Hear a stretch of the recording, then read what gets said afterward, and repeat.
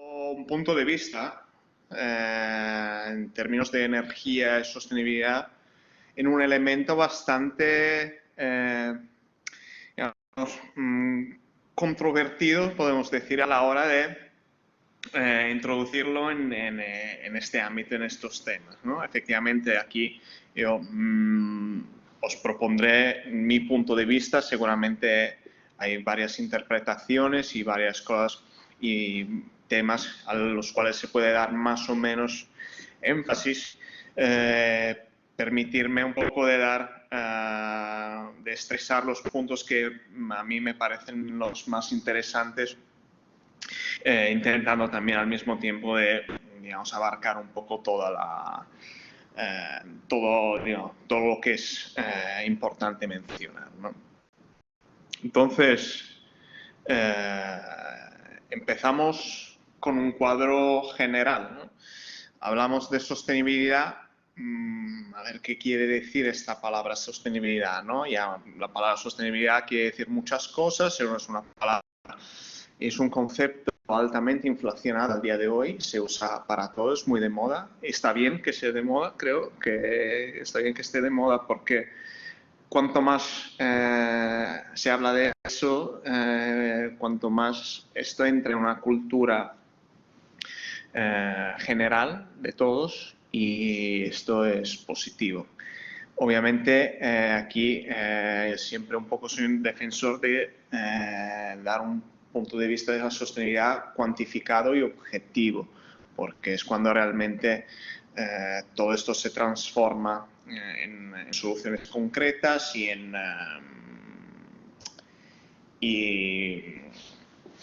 digamos, en algo cuantificable, ya que la sostenibilidad es todo, es ambiental, pero también es social y sobre todo económica. En este cuadro general, entonces, ¿qué hacen las fachadas verdes en términos de sostenibilidad? Bueno, primero de todo, contribuyen a una reducción de impacto general, reducción de cambio climático. Creo que es uno de los aspectos más importantes cuando hablamos de sostenibilidad, y cuando hablamos de sostenibilidad en términos urbanos. O sea, las ciudades son el primer actor, el primer factor que contribuye negativamente al aumento de la temperatura del planeta. También los sistemas vegetales, que sean fachadas o cubiertas, tienen un gran impacto en términos de reducción de demanda energética, ¿no? De todo lo que es necesario a nivel de flujo de calor, que sea de entrada o salida, para mantener una situación de confort. Beneficios para la salud. Es científicamente probado, digamos, que el contacto con la naturaleza en sí mejora nuestra condición de salud física y mental. Esto se aplica ya de una forma bastante clara en hospitales con una mejora de los pacientes ya comprobada, mucho mayor con estos tipos, digamos, cuando están en contacto con la naturaleza, con vistas hacia el exterior, etc. En términos de mejora de entorno urbano, pues tenemos un gran impacto también en lo que es la purificación del aire, el aporte en biodiversidad, la purificación del agua de lluvia misma, que antes de ir y entrar en contacto con las personas, digamos, se encuentra con superficie en un entorno vegetal que ayuda hasta a mejorar, digamos, las condiciones del terreno y evitar fenómenos negativos a nivel climático, como las lluvias ácidas, por ejemplo. Purificación del aire, pues esto es el fenómeno más conocido de las plantas. Y bueno, también otros temas como la resiliencia climática. claro, es determinante y ya un poco empezamos a hablar de resiliencia, ¿no? A la hora de ver efectivamente la capacidad de resistir y de responder a fenómenos impactantes, a fenómenos negativos. Una resiliencia urbana, una resiliencia de los edificios a fenómenos tormentosos gracias a una superficie vegetal es mucho mayor, o sea, la capacidad de retener agua y no generar una inundación de la ciudad, básicamente. Y, bueno, temas de biodiversidad que ya mencioné, temas importantísimos, creo, que es el tema de la imagen.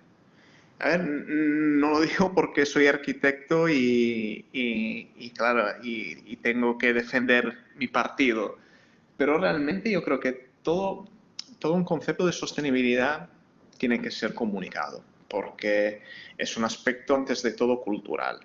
Entonces, si hacemos las cosas y no expresamos, no lo hacemos de una forma educativa, de una forma manifiesta, de una forma evidente, que realmente da un mensaje positivo, pues creo que todo lo que hacemos sería muy reductivo. Entonces, y ningún elemento más que la naturaleza puede dar esta imagen al mismo tiempo de belleza y de sostenibilidad. Y entonces, dicho estos aspectos generales, vamos a ver un poco dando siempre una pincelada general, sin la intención de ahí bajar en detalles muy aburridos. Pero ver cuáles son estos elementos, estas características de los elementos constructivos vivos, los elementos constructivos vegetales. ¿Cuáles son las características que realmente impactan de una forma cuantitativa? Repito, sostenibilidad no solo es un buen dibujo, sino realmente hay que poner en práctica y hacer y generar un cierto tipo de rendimiento. Por lo tanto, objetividad y números son importantes en cualquier cosa que hagamos, y aquí también ver cuáles son estas cuantificaciones, estos elementos cuantitativos, estos indicadores en términos de sostenibilidad de un elemento vegetal. Y el primero que os propongo es un aspecto de reflectividad. No porque efectivamente las plantas sean el mejor elemento para mejorar la reflectividad de una superficie urbana, porque efectivamente está comprobado que una superficie blanca, los conocidos cool roofs, los techos refrigerantes, no sabría bien cómo definirlos, básicamente es un techo pintado de blanco, tiene una capacidad de reflectar la radiación solar mucho más que una planta. Pero lo que hace una planta realmente es generar este entorno, aumentar de todas formas esta reflectividad de una forma compatible con otros aspectos que aportan beneficio en general. Y es importante también tenerlo presente desde un punto de vista numérico, porque haciendo el ejemplo de la resiliencia urbana, ¿no? Cada 10% de aumento de reflectividad, que en términos de reflectividad del terreno se llama albedo, cada 10% de aumento de reflectividad le corresponde una reducción de la temperatura pico ambiental, hablando de temperaturas extremas, de casi 1 grado. Estamos hablando de un 10%, 1 grado. Estos, obviamente, son datos generales de varios estudios. Aquí os pongo la referencia, y la referencia de esto es de uno de los más reconocidos investigadores a nivel científico en edificios, Metz and Morris. En este caso, bueno, en un caso general, obviamente cada caso en el caso específico hay que medirlo, hay que comprobarlo, pero este dato nos da un orden de magnitud interesantísimo. Es que reducir la temperatura pico de 1 grado por un 10% de reducción de reflectividad quiere decir que pasando de un asfalto que es negro, una reflectividad de 0,1, siendo optimistas, podemos pasar a una reflectividad de una superficie verde de 0,3, 0,5, depende, pues ya estamos generando, digamos, un potencial, estamos apostando para un potencial que se tendrá que comprobar numéricamente, pero de una reducción de la temperatura pico en casos extremos de 3-5 grados. Esto es importantísimo, ya que hemos dicho antes que la reducción de la temperatura, la reducción de impacto global, de calentamiento global, se juega mayoritariamente en las ciudades. Y aquí empezamos un poco a darle un poco de medida, ¿no? A toda esta leyenda de la sostenibilidad que hay detrás de los edificios, de los elementos constructivos vegetales. Pues la cosa se hace más interesante cuando realmente empezamos a investigar las relaciones entre la planta y el ambiente y la temperatura, porque estamos hablando, ya no estamos hablando de un material, de un color, sino estamos hablando de un elemento vivo, ¿no? Un elemento vivo que reacciona, que se interactúa de una forma dinámica, y eso lo hace muy interesante y también a veces complicado de valorar, obviamente, ¿no? Y lo que efectivamente es la parte más importante de este fenómeno dinámico, de este fenómeno vivo, es el fenómeno de la evapotranspiración, ¿no? Evapotranspiración es un fenómeno conjunto de evaporación y transpiración de la planta, que hace básicamente lo que hacemos nosotros para regular la temperatura corporal. Sudamos, el sudor es agua que finalmente nos permite reducir la temperatura gracias a una transformación, un cambio de estado, que se debe a una transmisión de energía latente, ¿no? ¿Qué quiere decir? Estas palabras complicadas, ¿no? Latente básicamente, bueno, es muy sencillo, ya la palabra lo dice, ¿no? Viene del latín y latente quiere decir en latín escondido, ¿no? Y eso nos dice que efectivamente es la energía que no se percibe en cambio de temperatura, ¿no? Es efectivamente esta energía necesaria para generar este cambio de estado, pues es energía que estamos quitando a un cuerpo. Entonces quitar la energía quiere decir también refrescarla, ¿no? La evaporación por el fenómeno latente permite digamos, generar un efecto de refrescamiento, pues, del ambiente, de un cuerpo, etc. Este fenómeno, digamos que varía mucho de caso a caso, es un fenómeno que se le suma efectivamente a una planta que no tiene cualquier otro elemento. También permite que la superficie misma, el elemento, se mantenga a una temperatura más o menos constante, ¿no? Y entonces también los intercambios de calor siempre son mucho más limitados con respecto a una temperatura de un asfalto, por ejemplo, que puede llegar a más de 80 grados, ni siquiera lo sé hasta cuánto puede llegar, pero bastante más por ahí.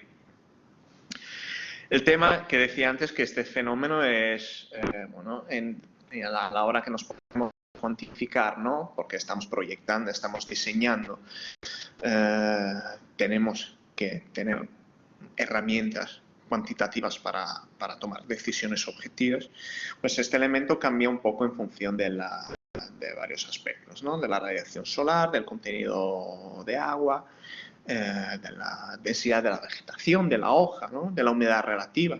Y además, claro, el efecto refrescante de la evapotranspiración no siempre es el mismo, porque en un clima quizás seco tiene mucho más efecto, porque el aire no es saturo de vapor, entonces podemos ponerle mucha más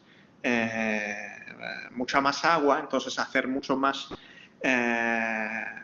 quitar mucha más energía latente, mientras que si el aire es saturo de humedad, entonces hay poco espacio, ¿no?, para seguir metiéndole agua, ¿no? Y lo que pasa siempre es que cuando el aire no es capaz de tener más agua, lo que hace es condensa, ¿no? O sea, y ya está. Y entonces hay ese calor húmedo que es peor del seco. Justamente es peor porque efectivamente ya no podemos, ya el efecto de la transpiración ya es mucho más débil con respecto a un clima seco. Siguiendo con algunas propiedades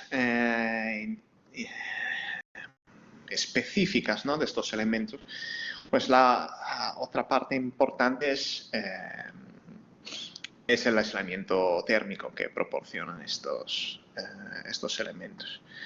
Un aislamiento térmico que varía muchísimo. Otra vez estamos hablando de un elemento dinámico, por lo tanto, lo que hay que considerar es la prestación energética que da este elemento, no solo por su característica de conductividad, ¿no? En general, y eso lo veremos un poquito más en el detalle más adelante, si me permitís, de ser un poquito friki y entrar en algún cálculo, en el mérito de algún cálculo, pero aquí lo que hace en sí un elemento vegetal es, ya solo por el hecho de tener tierra, de tener una cierta masa, proporciona un nivel de aislamiento ya interesante por sí. Y finalmente, un fenómeno otra vez muy obvio, muy conocido, el más antiguo del mundo de refrescamiento, que es la sombra. Pues honestamente no siempre tenemos en cuenta de este fenómeno, sobre todo hablando de vegetación y de edificios en el control climático. Y solo por el efecto de sombra, relacionado con la orientación, y obviamente aquí dependiendo un poco de la orientación, tú generas más o menos rendimiento a un fenómeno sombreante.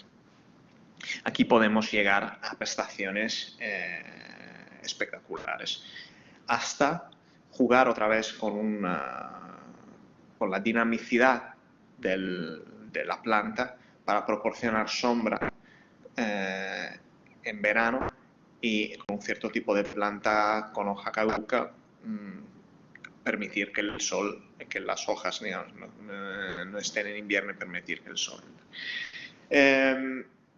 todos estos aspectos obviamente cogen un peso distinto en función de otros factores. Ahora, cada elemento tenía, aquí os he indicado unos números de impacto, ¿no?, de propiedad, de beneficio, pero no es un valor absoluto, son todos aspectos que se determinan en función del contexto. Y aquí otra vez el ejemplo clásico para demostrar eso es que en una fachada expuesta al sur la capacidad sombreante es máxima, una fachada expuesta al norte no lo es, ¿no? Está claro hasta aquí, ¿no? Pues vamos un poco a hacerlo un poquito más difícil, ¿no? ¿Cómo se transmite el calor de un lado al otro de un envolvente, de un edificio, ¿no? Hay varias formas. Nosotros, digamos, en general, en los edificios estamos acostumbrados en tratar la transmisión de calor por conductividad. Es decir, tenemos la envolvente, le identificamos la propiedad térmica de la envolvente con un parámetro de transmitancia, ¿no? Una conductividad, digamos, aplicada a X centímetros de material, se suman las capas por conductividad, es decir, que estos materiales se tocan y transmiten calor el uno al otro hasta transmitir la temperatura exterior al interior y al revés en invierno. Pues en un elemento vivo esto es solo uno de los fenómenos que se generan. Y aquí lo que hay que tener en cuenta principalmente es efectivamente la posibilidad de mantener una superficie a una temperatura más o menos constante, la superficie exterior, y eso ya cambia estas relaciones de transmitancia, ¿no? Porque la transmitancia básicamente te dice el flujo de calor por diferencia de temperatura interior-exterior, ¿no? Espacios dividido metro cuadrado por grados, Kelvin o Celsius, lo que sea, por diferencia de temperatura. ¿Qué pasa? Que si una temperatura a un lado de este envolvente lo mantenemos constante, o más o menos constante, y vamos a permitirme un poco de imprecisión para hacer el discurso más sencillo, pues quiere decir que el flujo de calor también se altera porque estamos cambiando una condición de esta ecuación.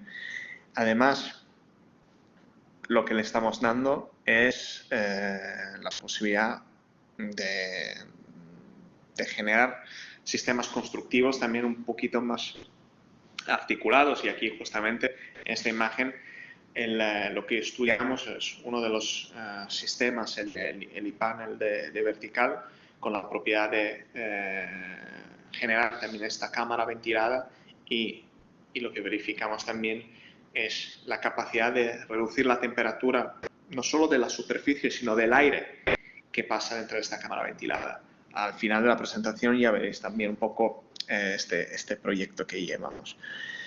Pero, digamos, el otro fenómeno súper interesante es la parte de inercia térmica que nos dan estos elementos, ¿no? Porque al final, dependiendo obviamente del tipo de elemento, o de cubierta o de fachada, normalmente las cubiertas, bueno, ya seguramente lo habréis visto en profundidad. Hay tipologías intensivas, semi-intensivas o semi-extensivas y extensivas, que varía un poco en función del grosor del substrato. Y eso es lo que, cuanta más masa le ponemos a un elemento constructivo, cuanto más este elemento es capaz de disminuir la fluctuación de flujo de calor interior-exterior, la fluctuación de temperatura en un espacio. Porque entra el fenómeno de inercia térmica, ¿no?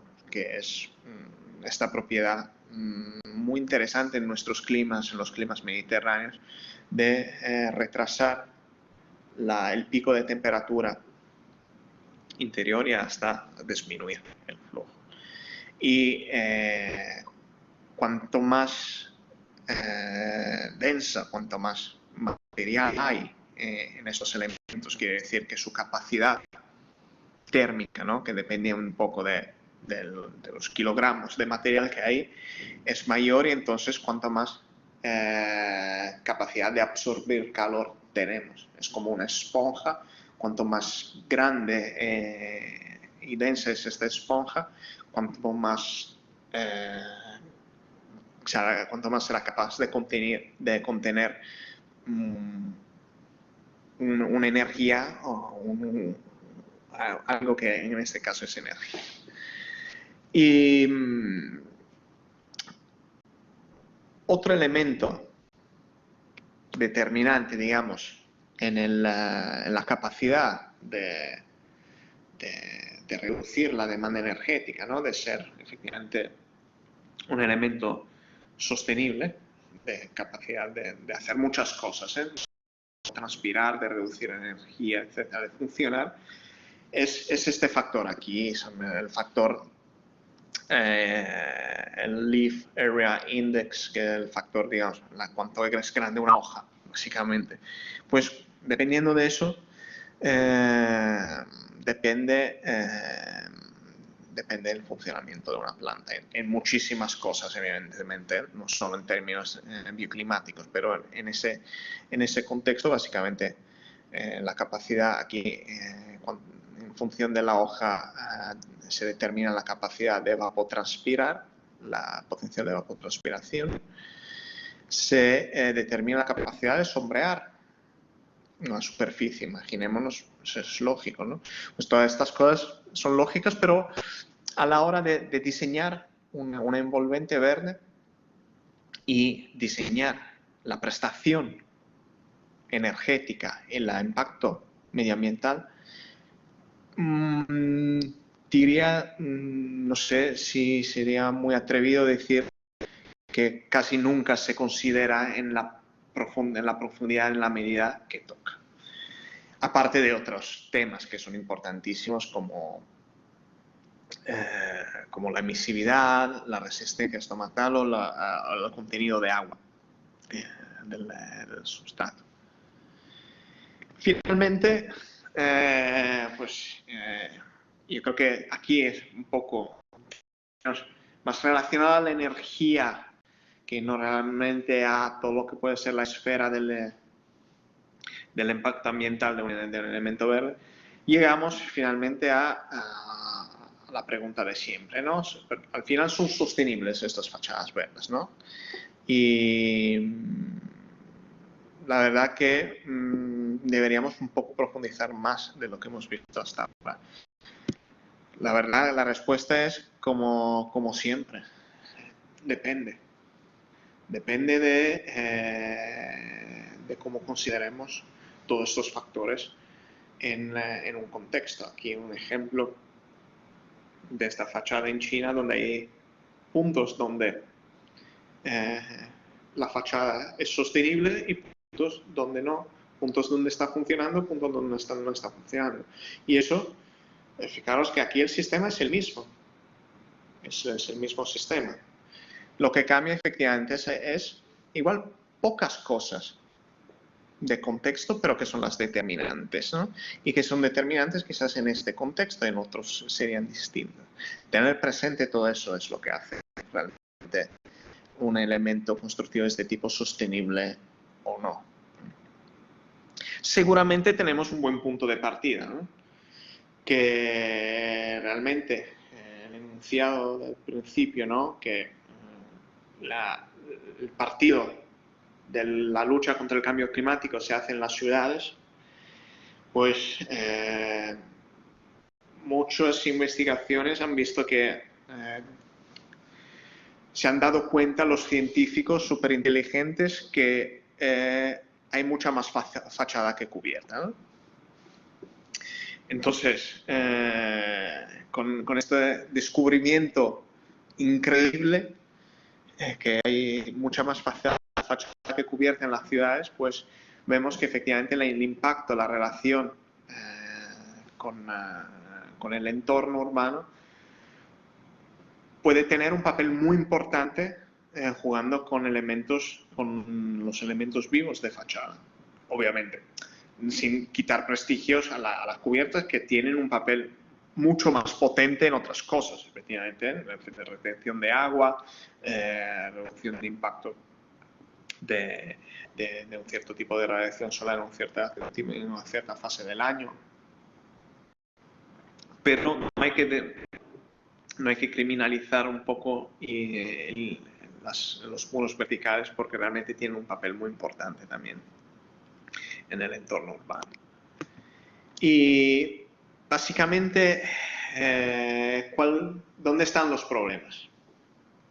Porque ¿dónde tenemos que que fijarnos a la hora de diseñar un sistema vegetal, un sistema vivo, sea vertical o horizontal, y hacerlo sostenible? ¿Cuándo es esto sostenible y cuándo no? Pues aquí yo creo que os propongo 3 indicadores que para mí son los más impactantes, ¿no? El primero de todo es el coste de instalación inicial, obviamente. El coste de instalación inicial es lo que normalmente en proyectos y en ejecutivos y en licitaciones es lo que enciende las alarmas y todo el mundo empieza un poco a ponerse nervioso, ¿no?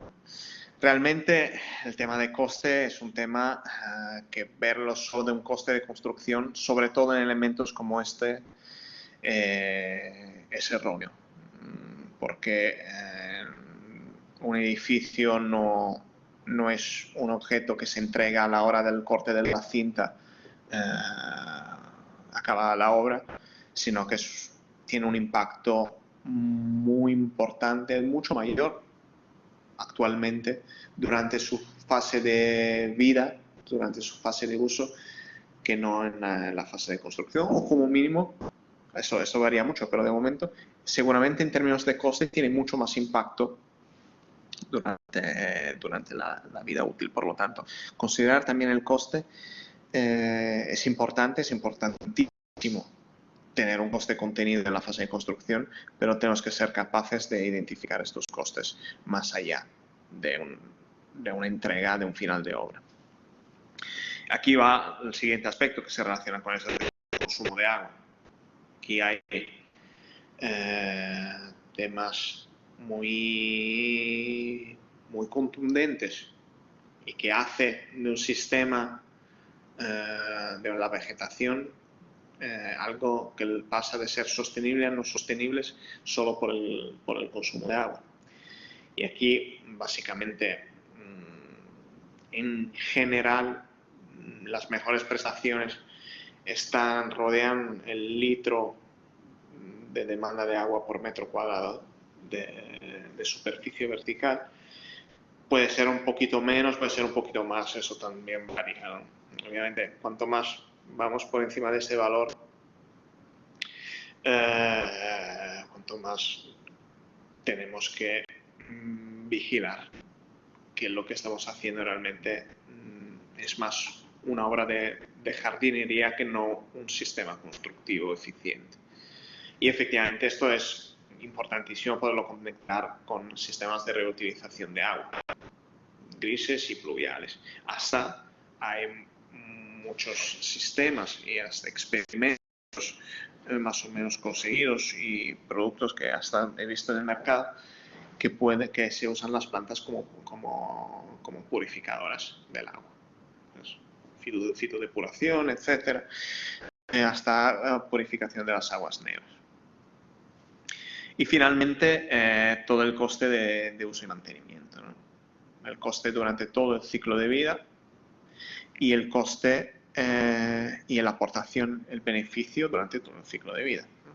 Y aquí voy porque esto es al final es un tema que a mí más y más me obsesiona, es la capacidad que tenemos que tener como proyectistas, como diseñadores, de ver más allá de una hoja Excel que se entrega a la constructora bajo el nombre de presupuesto, ¿no? Tenemos que ser capaces de ver todo el impacto de un edificio, todo el impacto de elementos constructivos. Y en elementos como las cubiertas y las fachadas verdes, es determinante hacer esto. Es determinante porque, claro, hay un coste importante de instalación, obviamente, hay un coste variable de mantenimiento que según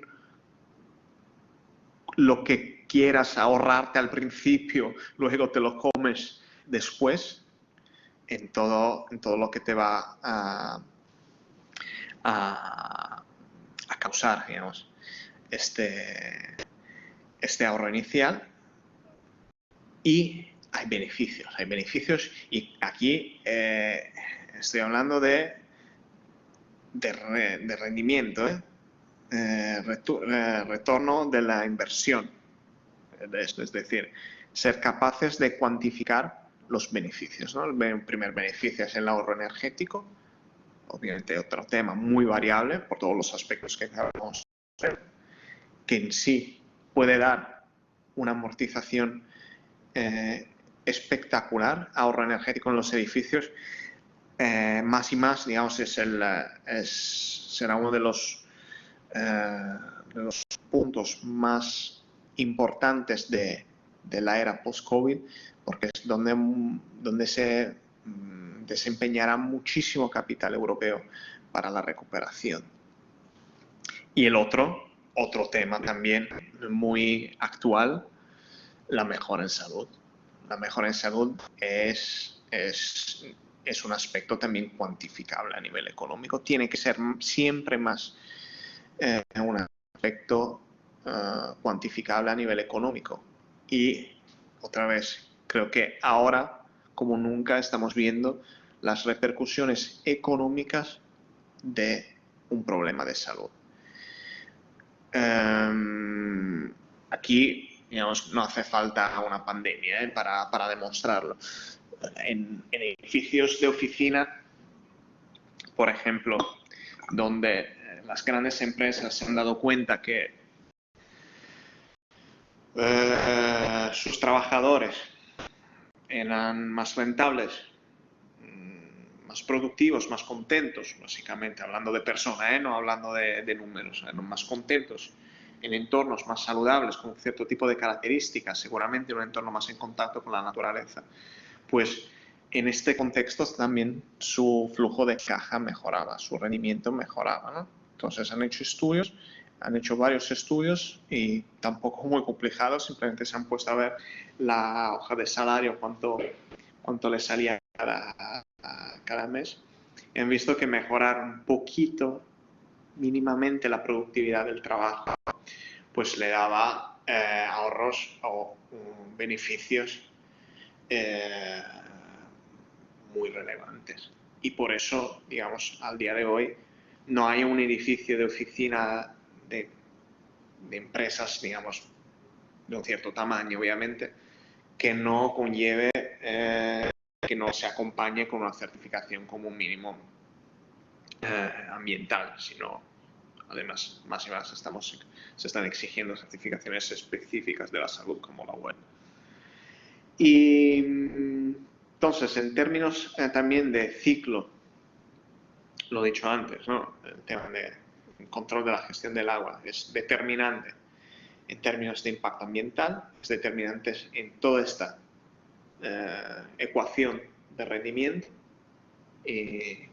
porque no solo es impacto ambiental, sino eso son costes y algo que se paga. Y también un poco la propiedad de estas plantas, obviamente.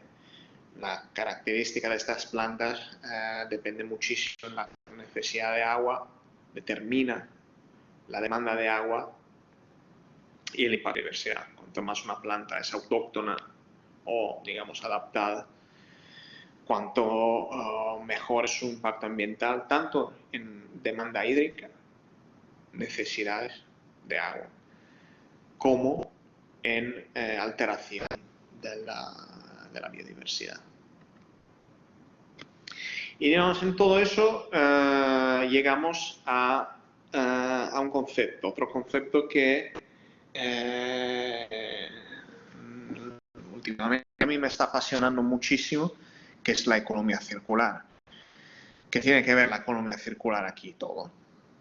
Es el concepto, digamos, es la economía del pasado, ¿no? De no generar residuos y de sacar lo máximo de valor en todo un proceso de un producto. Y en un elemento como estos elementos vivos que tienen distintos impactos positivos y negativos en coste y en impacto ambiental a lo largo de toda la vida útil de un edificio, pues pensar en términos de economía circular introducir este modelo en un modelo de negocio de economía circular, yo lo veo importantísimo, porque es cuando realmente todos esos aspectos que vamos diciendo, ¿no? Todo lo que vamos repitiendo, efectos, digamos, y beneficios más tangibles como la reducción de energía durante la fase de uso, menos tangibles como el valor para las personas, para los usuarios, todas las cosas que en un concepto de economía circular pues se materializan, cogen un valor, ¿no? Estamos hablando de economía, ¿no? Entonces, todo esto al final acaba monetizándose y más los que apostamos en este tipo de producto tenemos que ser capaces de revelar este valor, porque el valor existe y está, simplemente no le damos la suficiente importancia y luego pagamos las consecuencias, que sean económicas, que sean de trastornos por elementos que no funcionan o que sean por impacto ambiental. Ponerlo muy evidente a la hora de diseñar un edificio, un elemento o algo, es la clave. Es la clave porque la economía circular además es un aspecto de diseño, no es un concepto de residuo, ¿no? Ahora que estamos hablando que otra vez las grandes modas, las grandes tendencias que nos ayudan también a cuajar un poco todas estas teorías que antes nadie se lo creía. Pero ahora se habla mucho de residuos, ¿no? Que es súper importante, ¿no? Residuo igual recurso, el lema de la economía circular. Pero en edificios y en todo empieza y todo se termina antes. Se termina en la fase de diseño. Entonces, proyectando, diseñando sistemas constructivos de una cierta entidad, como los elementos vegetales, como los sistemas vivos, los elementos constructivos vivos, pues, este enfoque y generar hasta investigar, porque no está definido todavía, todo se está descubriendo ahora, se está aplicando en el mercado ahora mismo y a futuro. Descubrir modelos de negocio más aptos y capaces de revelar el valor intrínseco y finalmente el valor residual de estos elementos. Y aquí, digamos, acabo con el rollo teórico un poco que más teórico son consideraciones, ¿eh? Siempre esto nos invita a tomarlo como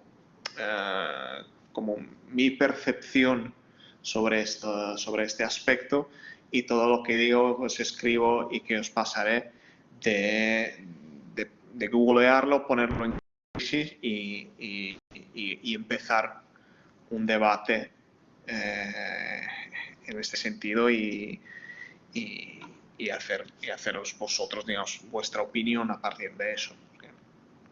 Hay espacio aquí para interpretaciones y valoraciones distintas. Casos de estudio para ver efectivamente todo esto cómo está tomando, digamos, un sentido concreto, ¿no? Y empezamos con un proyecto que estamos llevando, digamos, en equipo, digamos, un equipo muy chulo con Vertical y Pica Aguilera Arquitectos, que es un proyecto de un modelo de medianera verde, no medianera, estas fachadas sin ventanas, estas fachadas ciegas, consolidadas, que no prevén ningún edificio a futuro. Cómo transformar el tejido urbano en estos elementos un poco perdidos, ¿no? Y aquí la propuesta que damos es combinar la parte vegetal con la parte productiva, con la parte comunicativa. Consideraciones hechas en este proyecto. Bueno, es un proyecto que se prevé que beneficie de unos fondos europeos para generar un modelo replicable a nivel de ciudad y a nivel también de ciudad de Barcelona y ojalá que esto pueda tener más recorrido. Es un proyecto que interpreta efectivamente el elemento vegetal por un cierto tipo de características y lo relaciona con la ciudad en un contexto también de espacio público y coexiste con un sistema de producción energética fotovoltaica y una representación, digamos, más dinámica de la ciudad. Esta variación de colores y hasta la posibilidad que estos paneles se conviertan en elementos de alguna empresa, algún material específico, algún testeo de economía circular, ¿no? Que este patchwork vaya un poco representando la dinamicidad de la industria del 22 arroba, ¿no? Un distrito de innovación de Barcelona. Pues aquí empezamos a estudiarlo por el impacto urbano y finalmente la capacidad de generar, de tener éxito como elemento constructivo, ¿no? Entonces, lo que examinamos, en primer lugar, es la relación de este entorno con la radiación solar y con la temperatura urbana, ¿no? Y ver efectivamente cómo un elemento con vegetación y con fotovoltaica pudiese coexistir en una misma fachada que, como viste en el ejemplo precedente, ¿no? De esta fachada en China que tenía varios patrones de sombra y en algún punto funcionaba, en otros no. Pues aquí lo que queremos evitar son dos cosas, básicamente. Garantizar el éxito del elemento vegetal y garantizar el éxito del elemento fotovoltaico, que funciona obviamente por cuanta más radiación recibe, cuanto más produce. Este proyecto lo empezamos con una investigación científica, un paper que tuve la oportunidad de presentar a una conferencia internacional en Italia, el IIQ-VEC, una conferencia sobre eficiencia energética y calidad del aire, donde propusimos un paper de investigación sobre este producto, ¿no? Este producto mismo que os he enseñado. Y testeamos a nivel de prestación energética las varias configuraciones, poniendo también un poco ahí en crisis el sistema vegetal con otro elemento dinámico que es el material de cambio de fase, ¿no? Simplemente para testear otro elemento, otro sistema de fachada dinámica, básicamente. Entramos en el mundo de las prestaciones dinámicas de elementos constructivos y en el estudio, en el análisis, en la simulación energética dinámica de su comportamiento. Pues con estos elementos constructivos, ahora no es tan importante que es cada capa, básicamente.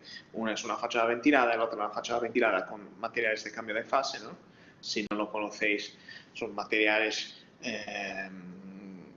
de una cierta composición con la propiedad de hacer este cambio de fase del líquido a sólido a temperaturas muy cercanas a la temperatura ambiente, por lo tanto pueden generar este beneficio, el mismo beneficio de la evapotranspiración, pero con otro sistema totalmente distinto, que a través del cambio de fase hay una absorción de energía latente y una reducción entonces de temperatura. ¿Y qué hicimos aquí? Pues analizamos este proyecto, todavía es en fase de proyecto, ahora lo construiremos, lo monitorizaremos y haremos, digamos, completaremos un poco el estudio con datos reales y contrastaremos finalmente cuál es nuestra hipótesis inicial.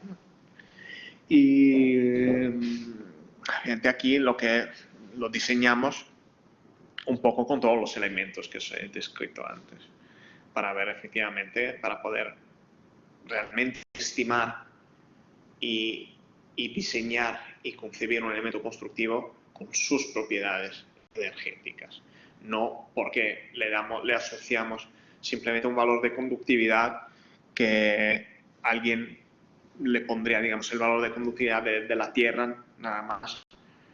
Los más creativos le pondrían una conductividad de la madera, equivocándose bastante desde mi punto de vista, estimando la prestación energética de este elemento, ¿no? Aquí un poco intentamos considerarlo lo máximo que podamos, siempre considerando obviamente que es una simulación energética y un análisis, por lo tanto no es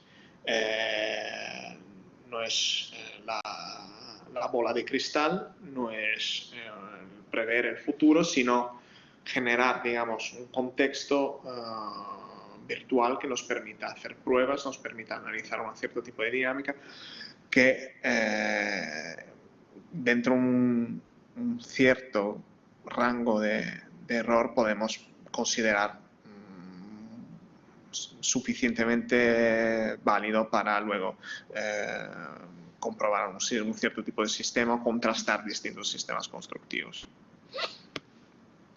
Y aquí lo que hicimos es finalmente valorar, cuantificar toda la historia de antes, ¿no? Toda la parte de la capacidad de reducir temperatura gracias al efecto de la evapotranspiración, gracias al efecto de la inercia térmica, gracias al efecto de la protección solar, de la superficie que está debajo de las hojas. Aquí realmente, con los datos que os enseñé antes, hemos intentado considerarlo todo.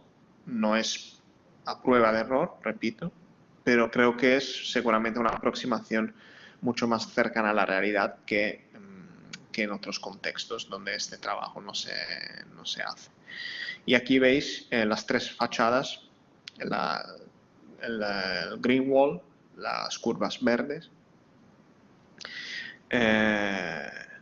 la fachada ventilada, las curvas naranjas, y la fachada con materiales de cambio de fase, que es la curva roja, ¿no?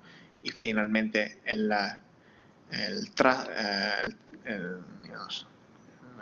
trato, ¿no? Con puntos o continuo depende de la temperatura del aire en la línea continua y en la línea de puntos es la temperatura radiante de este elemento.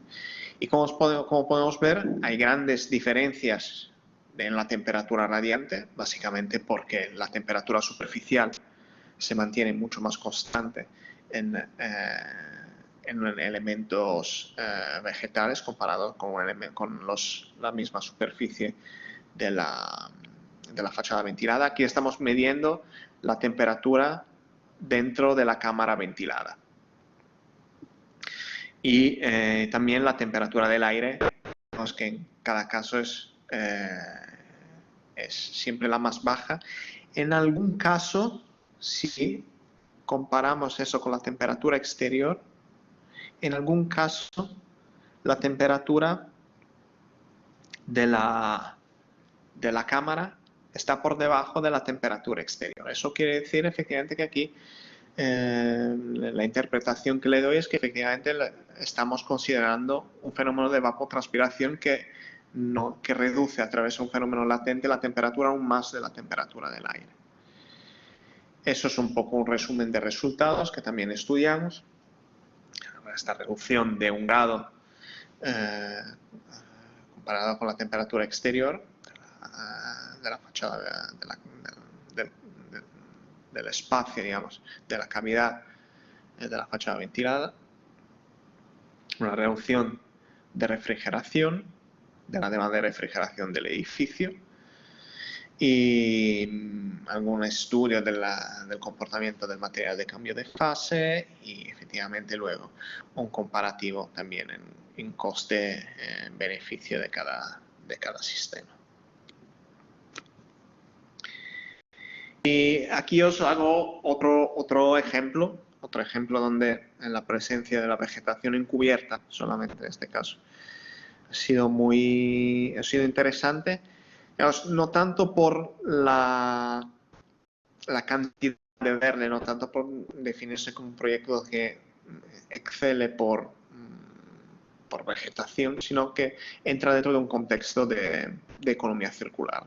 Se usó un tipo de sistema totalmente industrializado que puede ser recuperado y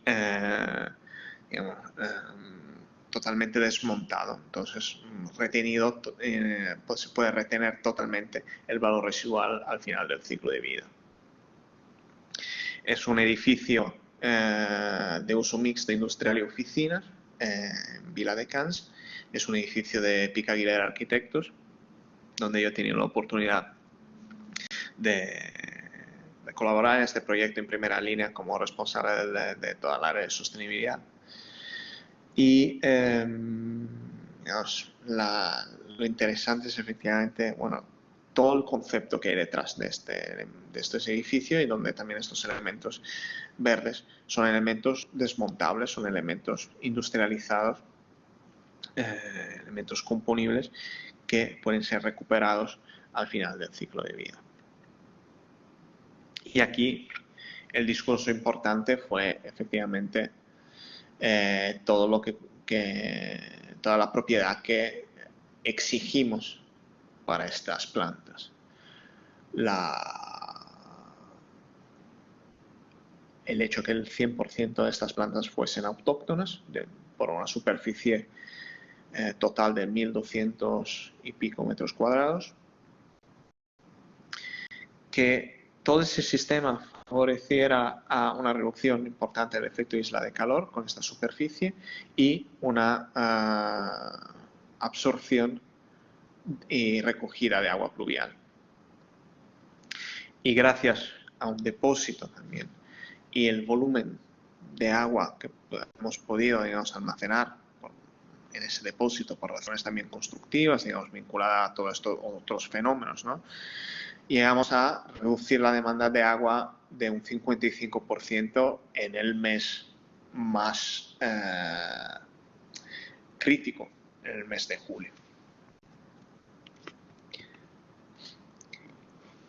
Otro proyecto donde la presencia de la vegetación es interesante, es otro proyecto donde, digamos, yo he podido estar más bien en toda la fase de monitorización y funcionamiento y de análisis del comportamiento bioclimático de estas casas, las casas Pomaret. Obviamente os propongo otro proyecto donde está involucrado como responsable de sostenibilidad dentro del despacho Pic Aguilera Arquitectos. Unas casas donde la vegetación, digamos, ha ido creciendo en el tiempo y ha ido, digamos, gracias a sistemas, esta vez no de muros vivos, sino simplemente de fachadas verdes, de fachadas trepadoras, es decir, que aquí no hay una planta, la planta está abajo y simplemente crece en una superficie vertical, en una malla metálica. Aquí poco a poco ha ido creciendo y ya veréis cómo en una de las siguientes imágenes. Es un proyecto que también tiene una gran cubierta verde, digamos. El impacto, el efecto isla de calor de este edificio está anulado por estas cubiertas. Todas las cubiertas, digamos, son vegetales, y hasta donde queremos realmente buscar la falta, también todos estos perímetros, todos los elementos aquí de hormigón son elementos muy claros y reflectantes. Y eso es cómo ha ido creciendo esta vegetación, ¿no? Cómo ha ido reparando esa cámara, esa fachada ahí, este volumen entre los dos cuerpos que antes estaba sin vegetación. Y finalmente, bueno, la parte interesante no es la parte más interesante de ese proyecto, que realmente es un elemento de arquitectura proyecto de arquitectura bastante completo desde el punto de vista de la sostenibilidad, sino la parte, digamos, relacionada con el impacto y la medición de la sostenibilidad y de los elementos vegetales, es lo que hemos estado midiendo año tras año en términos de consumo de agua, y vemos que también esto nos permite ver diferentes comportamientos a lo largo del año y igual cuánto la gestión puede impactar en el consumo de agua. Ha habido años que ha ido bien, ha habido otros años que igual algo no se ha hecho muy bien. Y eso obviamente, si no lo mides, si no lo controlas, pues no lo puedes corregir, primero de todo, y no lo puedes identificar antes de todo. Y lo que hemos ido midiendo es también la aportación a nivel de temperatura interior en esa casa en verano en ausencia de aire acondicionado. Pues normalmente la temperatura, digamos, se mantiene a temperaturas, digamos, por debajo de los 27-28 grados, que con el efecto de evapotranspiración y la ventilación se consigue mantener temperatura de confort buenas, digamos, y yo digo confortables porque considero que el confort no está a los 22 grados de aire acondicionado frío, sino efectivamente es mucho mayor cuando existen varios factores, pero aquí hay gente que va más a saco y dices que son los 22, 25 grados. Aquí no, son opiniones. Desde mi punto de vista, el confort de estos pisos está en la posibilidad de estar a 28, 29 grados hasta con vegetación, con ventilación natural y unos fenómenos de refrescamiento pasivo y perceptivo mucho más potentes que el aire acondicionado. Con alguna contraindicación, obviamente. Aquí también hay que ser interpretativos, flexibles y entender que igual hay un momento donde hará un poquito más de calor. De una forma seguramente limitada, puntual, y en ese momento, bueno, se puede, a discreción de cada uno. Siempre hay el aire acondicionado, creo que siempre hay que considerar la aportación del aire acondicionado según qué tipo de edificio, porque más y más tendremos fenómenos críticos de alta temperatura y tenemos que poder responder, pero eso no quiere decir que realmente el funcionamiento pasivo no pueda ser la normalidad en el 90% del control climático, por lo menos en verano. Y os dejo con otro proyecto, con otra idea que es muy ilusionante, otro proyecto que estamos desarrollando ahora. Digamos, os puedo proponer solamente en concepto, no en términos de detalles o de resultados, pero la idea aquí es de generar, digamos, unos entornos para unas oficinas un poco distintas, ¿no?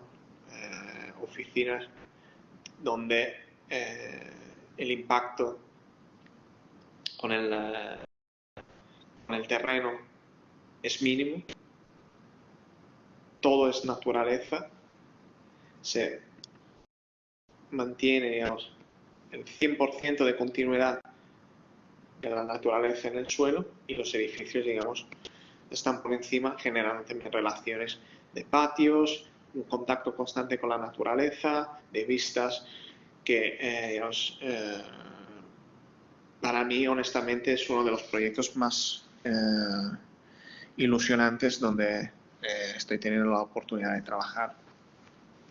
Y ojalá, digamos, siga adelante, digamos, es un proyecto donde efectivamente todos estos conceptos se elevan a lo máximo de su expresión también arquitectónica.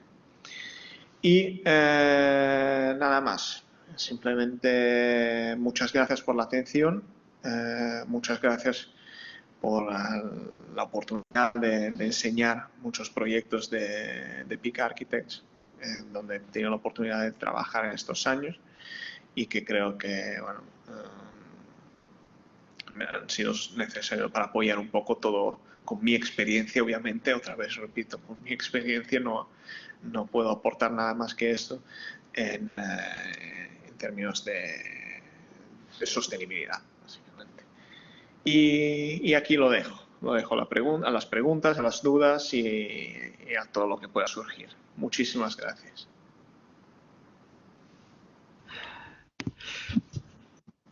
Muy bien, Mauro. Muchas gracias. Siempre es un placer poderte escuchar. Hay proyectos muy interesantes. El hecho de que un arquitecto ingeniero como tú hable de, pues, de índice de superficie activa de hojas, bueno, ¿no? Que tenga esta sensibilidad hacia lo natural, bueno, motiva, creo que estamos en la buena dirección, creo que es estamos en un momento de cambios importantes desde hace tiempo, ¿eh? Y bueno, no sé, a mí me gustaría ahora dar paso a la gente, ¿vale? Mira, Víctor del Olmo dice, ha sido una pasada, Mauro, muy interesante. No sé si lo estás viendo dentro del grupo de chat, Sí, ¿no? no, muchísimas gracias, sí.